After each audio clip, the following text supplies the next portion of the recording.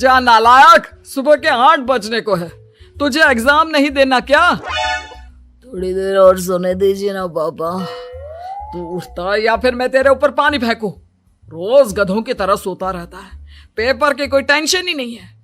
और एक हमारा समय था जब हम पेपर में फेल होने के डर से रात भर पढ़ा करते थे, सो ही नहीं पाते थे। तो क्या आप उसका बदला मुझसे लेंगे? मैं 15 मिनट बाद उठ जाऊंगा, आप प्लीज जाइए, मुझे डिस्टर्ब मत कीजिए।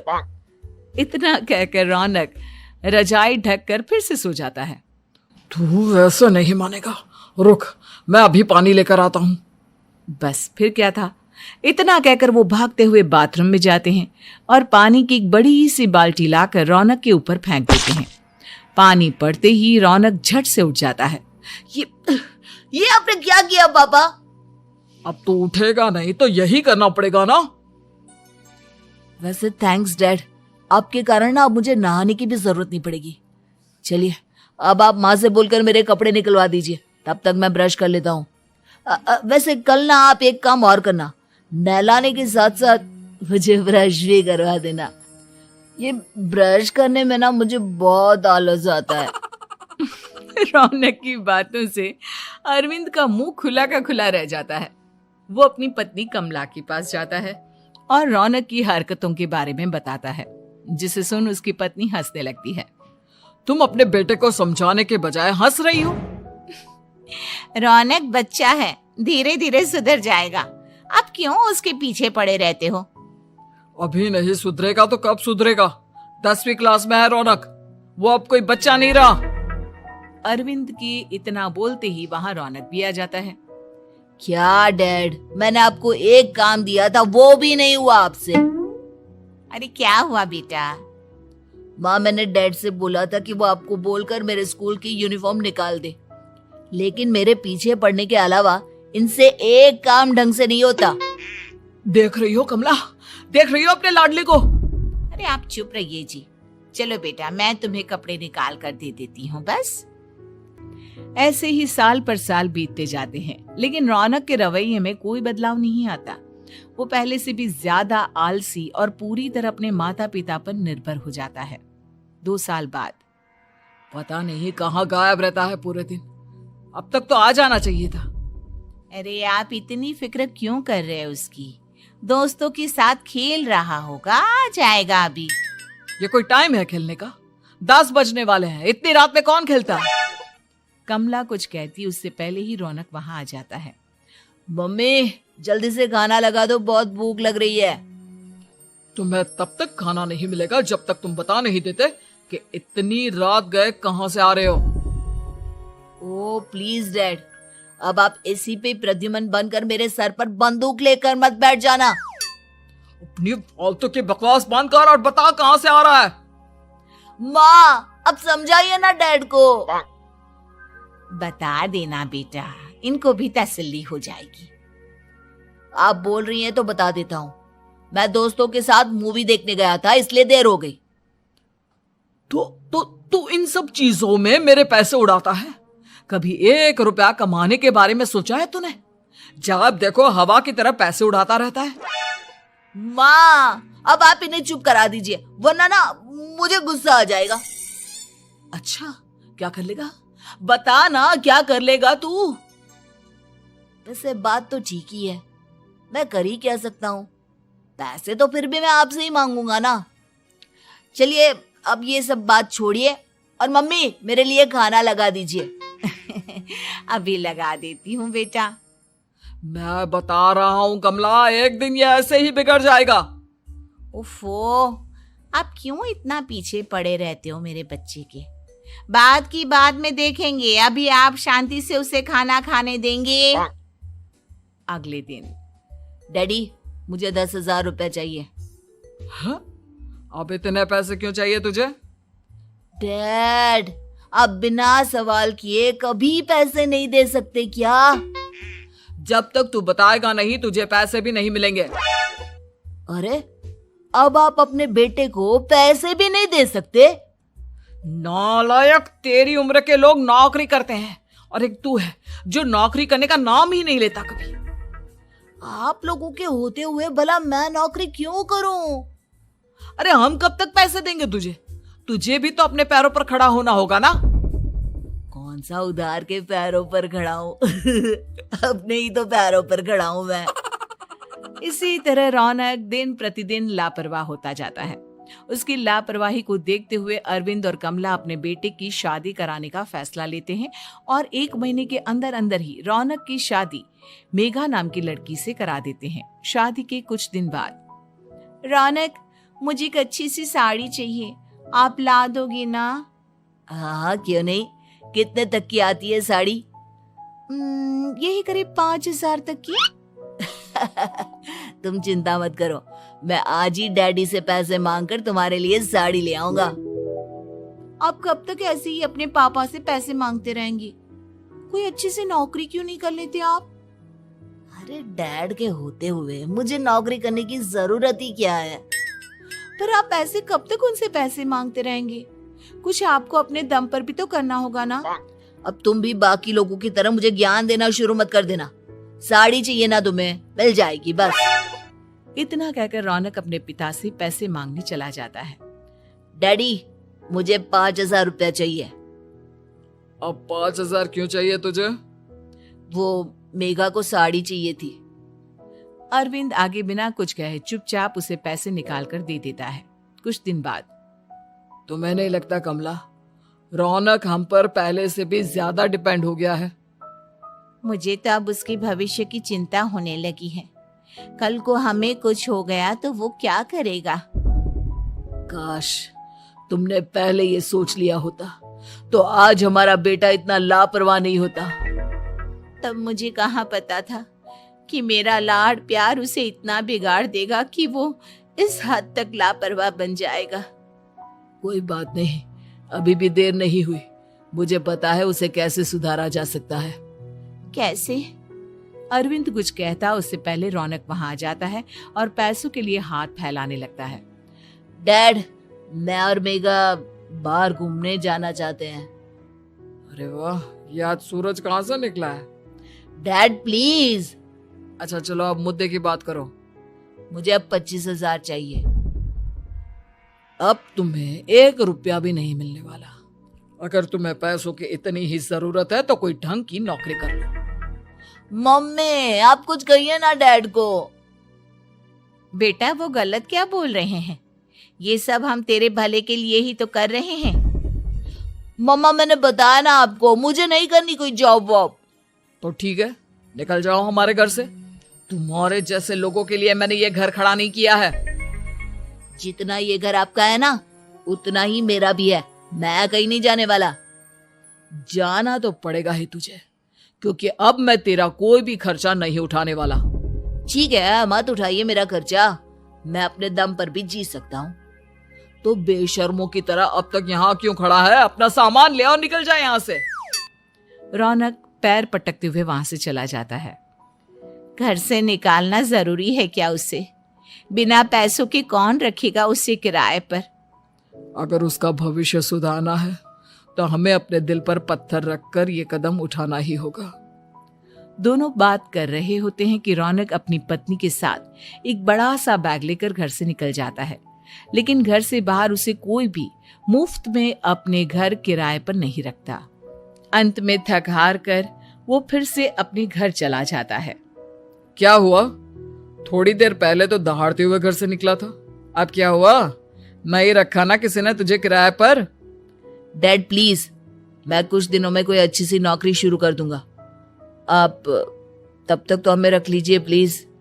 सुबह से रात हो चुकी है लेकिन कोई हमें रखने को राजी नहीं है। अब आप ही बताइए, इतनी रात को मैं मेघा को लेकर कहाँ जाऊंगा? ठीक है ठीक है, बहू की वजह से मैं तुझे घर पर रख रहा हूँ, लेकिन तू इस घर में एक बेटे की नहीं बल्कि एक किराएदार की हैसियत से रहेगा। 3 महीने है तेरे पास। इन 3 महीनों के अंदर अंदर मुझे तेरी पहली तनख्वाह हाथ में चाहिए, समझ गया? पक्का डैड, इन 3 महीनों के अंदर अंदर तो कोई बढ़िया सी नौकरी ढूंढ ही लूंगा मैं। ऐसे ही धीरे धीरे समय बीतने लगता है और अरविंद के दिए 3 महीनों में से 2 महीने बीत चुके होते हैं। पापा जी ने हमें 3 महीने दिए थे, जिसमें से 2 महीने तो बीत चुके हैं। अब ये आखिरी महीना बचा है। अरे तुम चिंता मत करो, आज मेरा ना 2 जगह इंटरव्यू है, दोनों में से कहीं ना कहीं तो जॉब लगी जाएगी। अच्छा, all the best. Raunak interview के लिए निकल जाता है, जिसके बाद शाम में रौनक घर आता है। कैसा गया इंटरव्यू? आपकी नौकरी लगी या नहीं? अरे पहले सांस तो ले लेने दो अच्छे से। बताइए ना, मुझसे तो जरा भी इंतजार नहीं हो रहा है। वो दरअसल बात यह है कि मेरी नौकरी तो लग चुकी है, लेकिन पैसे बहुत कम है। कितने पैसे हैं? 15,000। इतने में अरविंद और कमला मिठाई का डिब्बा लेकर आ जाते हैं। बधाई हो बेटा।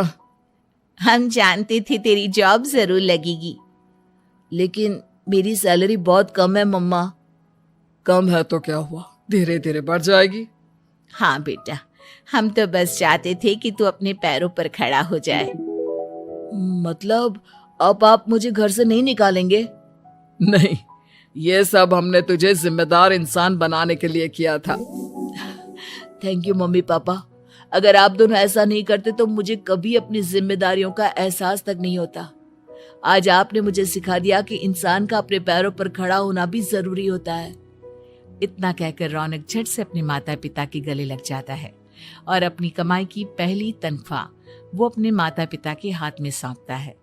इस तरह रौनक एक गैर जिम्मेदार व्यक्ति से एक जिम्मेदार व्यक्ति बन जाता है।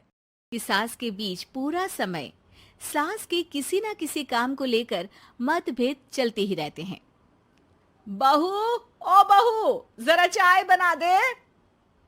मुग्धा चाय लेकर आती है। ये लीजिए, और कुछ चाहिए? अरे नहीं, बस चाय पीने का मन था। जाओ तुम दूसरा काम करो। चाय पीने के थोड़ी देर बाद सास दोबारा मुग्धा को आवाज लगाती है। अरे बहू रे, आओ बहू, जरा हलवा तो बना दे, मीठा खाने को मन हो रहा है। इसी तरह मुग्धा की सास पूरा समय कोई ना कोई काम बताकर उसे रसोई से बाहर तक निकलने नहीं देती। कभी चाय, कभी हलवा, कभी पानी तो कभी दूध, हर समय खाने को चाहिए। और उसके लिए अपने हाथ पैर बिल्कुल नहीं हिलाने। परेशान किया हुआ है इन्होंने। सास की जबरदस्ती परेशान करने की आदतों से दुखी मुग्धा एक शाम सचिन के साथ अपने कमरे में बैठी हुई बात कर रही होती है। सुनो जी, मम्मी जी की ये जानबूझकर मुझे परेशान करने की फरमाइशों से मैं बहुत फ्रस्ट्रेट हो चुकी हूँ। पूरे दिन में 1 सेकंड का आराम नहीं मिलता। रसोई से बाहर कदम रखती नहीं कि बहू ये बना दे, बहुरी वो बना दे। अरे इनकी फरमाइशें चलती ही रहती है। अरे मुग्धा, माँ खाने की शौकीन है, पर उम्र हो चली है, खुद खाना नहीं बना सकती, इसलिए तुमसे बोलती है। अरे तो शौक भी उम्र देख कर रखने चाहिए ना। समझ में नहीं आता, हर समय फेविकॉल का जोड़ लगाए सोफे से चिपके बैठी रहती है। इतना सब डाइजेस्ट कैसे हो जाता है उन्हें? अरे तुम मेरी माँ से इतनी नफरत कैसे कर सकती हो? मैं उनसे नफरत नहीं करती जी, बस परेशान हूँ। जहां मुग्धा अपने पति से ये सब बोल रही होती है, वहीं उसकी सास भी कमरे के बाहर दरवाजे से कान लगाए सारी बातें सुन रही होती है और अगली दोपहर रसोई में मुग्धा के पास जाती है। बहू, आज ना मेरा कुछ मसालेदार खाने का मन है। तो चाय बना दूं? मुझे बहुत पसंद है। अरे ना, ऐसा कर लिट्टी चोखा बना ले। और हाँ, जितना मसाला बातों में मिलाकर पति को सुनाती हो ना, सब्जी में भी वैसे ही डाला करो, खाना स्वादिष्ट बनेगा। सास की बात सुनकर मुग्धा हैरान रह जाती है। मतलब अब पूरा समय मुझ पर हुक्म चलाने के साथ बंद कमरे में हुई पति पत्नी की बीच की बातें भी सुनती है? अरे बात जब मेरी थी तो सुनने में क्या दिक्कत है? ये कहकर सास वहां से चली जाती है। अरे अब तो हद पार हो गई, इस तरह से तो ये मेरा जीना मुश्किल कर देंगी। मुग्धा सास की हरकतों से परेशान उसका हल सोचने लगती है और इसी तरह कुछ दिन बीत जाते हैं, जिसमें सास का जन्मदिन आता है। मुग्धा बहुत खुशी के साथ अपनी सास को एंड्रॉयड मोबाइल गिफ्ट करती है। मम्मी, आपको सबसे बात करने के लिए बहुत दिक्कत होती है ना? कभी सचिन तो कभी मुझे बोलना पड़ता है। पर इस मोबाइल से आपको कोई दिक्कत नहीं होगी। एक जगह बैठे बैठे बहुत कुछ कर सकती हैं अब आप। मोबाइल देख सासू माँ खुश हो जाती है, पर उसे इस्तेमाल करना तो आता नहीं, इसलिए साइड में रख देती है। जिसे देख मुग्धा घर का सारा काम छोड़ मोबाइल सेट कर सास को इस्तेमाल करना सिखाने लगती है, जिसके बाद अब सास पूरा समय मोबाइल में ही लगी रहती है। हाय, जब से मम्मी को मोबाइल मिला है मेरी लाइफ में कितनी शांति आई है। अच्छा है, इसी तरह बिजी रहे तो मैं भी सुकून की जिंदगी जी पाऊंगी। अब मुग्धा जब मन करे काम करना, जैसा चाहे वैसा खाना बनाकर खाना, पूरा समय रिलैक्स और खुश रहने लगती है। क्या बात है, आजकल तुम बहुत चहक रही हो। अरे मम्मी जी से छुटकारा जो मिला है, अब ना फरमाइशें ना छुप छुप कर बातें सुनना। अच्छा, तो मोबाइल गिफ्ट करने की ये स्कीम थी। इसी तरह दिन बीतते हैं और अब मोबाइल पर लगी सास फरमाइशों की जगह सवालों के लिए बहू को आवाजें लगाना शुरू कर देती है। अरे बहू सुन तो, देख जरा किसी का फोन क्यों नहीं मिल रहा। रिचार्ज खत्म हो गया है, पर अभी 4 दिन पहले ही तो मैंने किया था, इतनी जल्दी कैसे खत्म हो गया? अरे मैंने कल तेरी कनाडा वाली मौसी सास से 3 घंटे बात की थी ना। क्या? इतना महंगा तो मोबाइल भी नहीं आया जितना महंगा इसका रिचार्ज पड़ रहा है। इसके बाद तो जैसे मुग्धा के दिन की 24 घंटे में से 20 घंटे सास के पास उनके मोबाइल रिलेटेड प्रॉब्लम सॉल्व करने की ड्यूटी ही बन जाती है। अरे मुग्धा, ये मोबाइल में अचानक तेरी मौसी सास की शक्ल क्यों दिखने लगी, और ये तो हिल भी रही है। मम्मी, ये गूगल डुओ का वीडियो कॉल है, इसमें आप बात करने के साथ एक दूसरे की शक्ल भी देख सकती हो। अच्छा, ये तूने मुझे पहले क्यों नहीं बताया? अब बताने के लिए पहले नहीं बताया। इसी बीच सचिन भी वहां आ जाता है और सास अपनी वीडियो कॉल में बिजी हो जाती है। क्यों, सास बहू में क्या गपशप चल रही है? इसे गपशप नहीं, दिमाग का दही होना बोलते हैं। पर तुम तो मम्मी को मोबाइल देकर बहुत खुश थी, फिर क्या हुआ? हाँ, उसका सुकून भी कुछ ही दिन मिला। अब घर के टंटे खत्म हुए तो मोबाइल की टिंग टिंग शुरू हो गई। देखो भाई, कुछ पाने के लिए कुछ खोना तो पड़ता है। आखिर तुमने मोबाइल अपने फायदे के लिए ही तो दिया है, तो फिर सवालों के जवाब भी देने पड़ेंगे, क्योंकि जब तक उनके हाथ में ये फुंथरू रहेगा तुम्हारी लाइफ में प्राइवेसी और सुकून रहेंगे। कहने का मतलब है अगर इससे प्यार बढ़े तो दाग अच्छे हैं। अरे मुझे पहले दिन से ही पता है मोबाइल किस मकसद से दिया गया है, भूलो मत। इससे पहले मैं बातें ही सुनती थी। सास की ये बात सुनकर मुग्धा शॉक में और सचिन हंसता रह जाता है।